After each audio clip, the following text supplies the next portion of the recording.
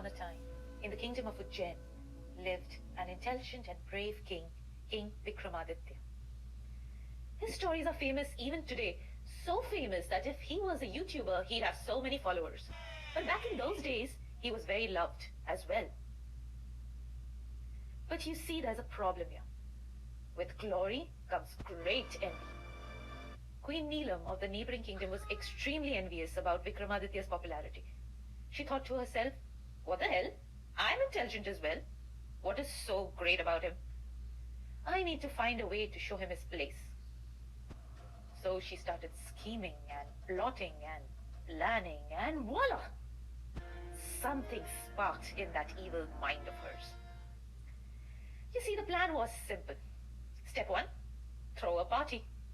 Step 2, invite Vikramaditya and every other important person, every celebrity, every socialite, Marilyn Monroe, Johnny Depp, Amitabh Bachchan, the works.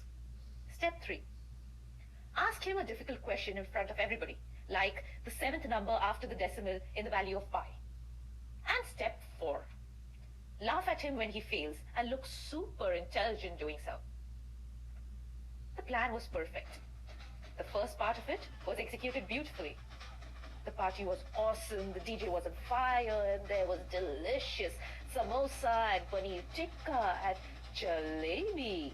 Jalebi? Suddenly, Queen Neelam requested silence and spoke directly to Vikramaditya. So, King Vikram, I hear that you are very intelligent. Well, not really. Everybody agrees here.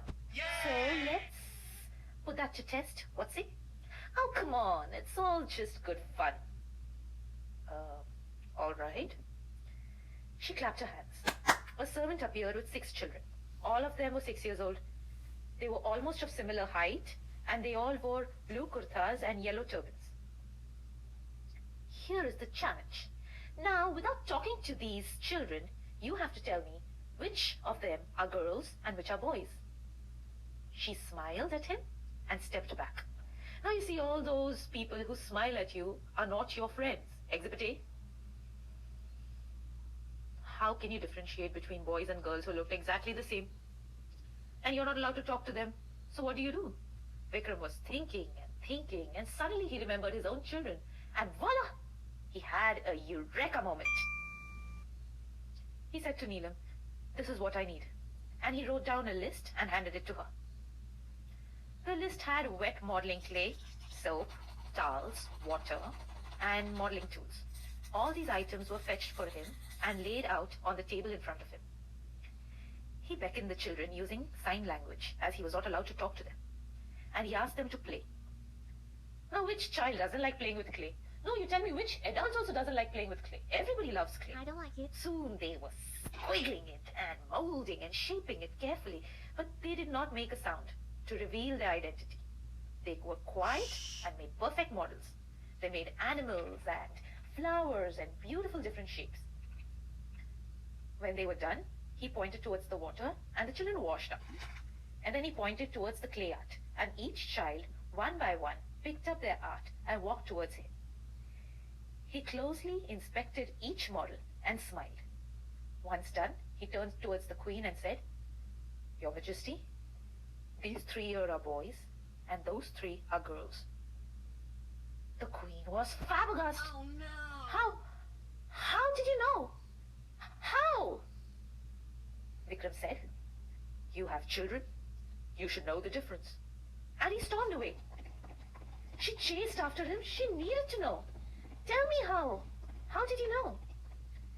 You are a mother, don't you know? I know. Is it that the boys made snakes and tigers and bullock carts, while the girls made swans and flowers? It has nothing to do with what they made. No. Then what is it? She said, fed up. It wasn't what they made. It was more about how they cleaned up afterwards. What nonsense? No, really. You see, the girls lathered the soap on their hands to foam it to good foam. And afterwards, they applied oil to their hands to moisturize them. Only when they were satisfied that their hands were clean and moisturized and spotless that they finished. The boys, on the other hand, dipped their hands in water, took a little bit of soap, rinsed and wiped it to the back of their kurta shirts. And that's it. That's how I knew who were boys and who were girls. Seeing this, he rode away. Queen Neelam couldn't believe what she just heard. She couldn't help but agree that King Vikram was indeed extremely intelligent and praiseworthy. Dear listeners, you need to bear in mind that this story is set in a time when there were strict rules on how boys or girls should behave. Anything other than the norm was frowned upon. So this story fits perfectly for that era. But in today's age, when everybody's free to choose and behave exactly the way they wish to, how would you identify the children who are dressed alike if you had to? Leave your suggestions in the comments below. And thank you for listening.